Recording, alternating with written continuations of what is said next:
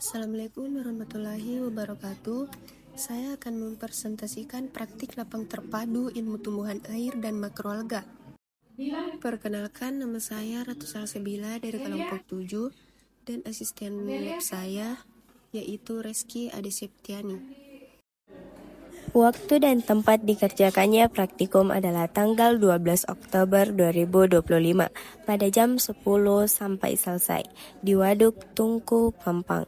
Titik koordinatnya RFJ ditambah FQ87 Bangkala, Kota Makassar, Sulawesi Selatan. Adapun spesies yang didapat adalah eceng gondok dan kangkung air. Eceng gondok adalah tumbuhan berukuran lebih besar, daunnya oval dan lonjong, kadang berbulu, sering berkoloni. Dan kangkung air adalah salah satu spesies tumbuhan air yang merupakan tumbuhan semi akuatik.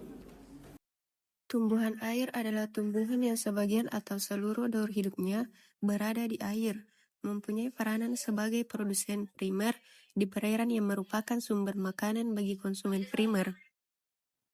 Klasifikasi eceng gondok: 1. Kingdom Plantae, 2. Divisi Tracheophyta, 3. Kelas Magnoliopsida, 4. Ordo Commelinales, 5. Famili Pontederiaceae, 6. Genus Eichhornia-kun, 7. Spesies Eichhornia crassipes. Eceng gondok merupakan tumbuhan berukuran lebih besar, daun ova atau lonjong, kadang berbulu, sering berkoloni.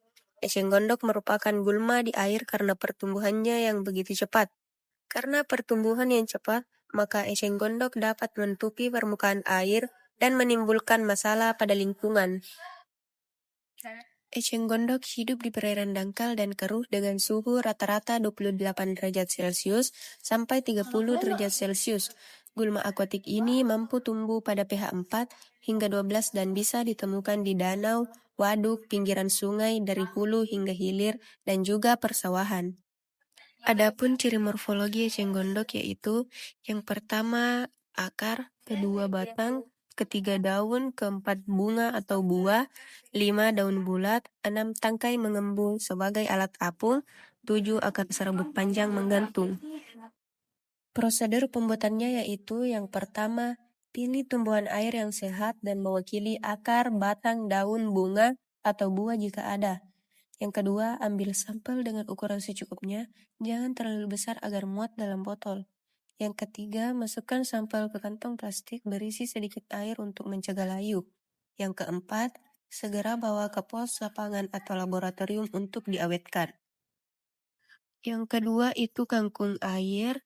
Klasifikasi yang pertama Kingdom Plantae, 2 Subkingdom Tracheobionota, 3 Superdivisi Spermatophyta, 4 Divisi Magnoliophyta, 5 Kelas Magnoliopsida, 6 Subkelas Asteridae, 7 Ordo Sonalanes, 8 Famili Convolvulaceae, 9 genus Ipomoea, 10 spesies Ipomoea aquatica Fors.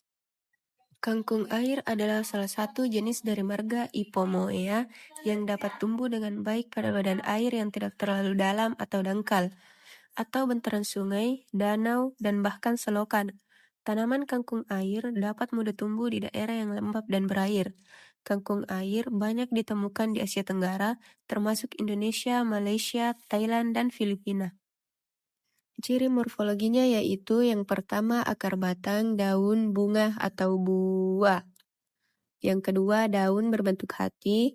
Ketiga agak lonjong, 4 tangkai panjang, 5 akar serabut, 6 tumbuh dari ruas batang, 7 menancap di lumpur, 8 batang merongga, 9 lentur, 10 menjalar, 11 bunga berbentuk trompet berwarna putih keunguan, yang ke-12 buah berupa kapsul kecil berbiji.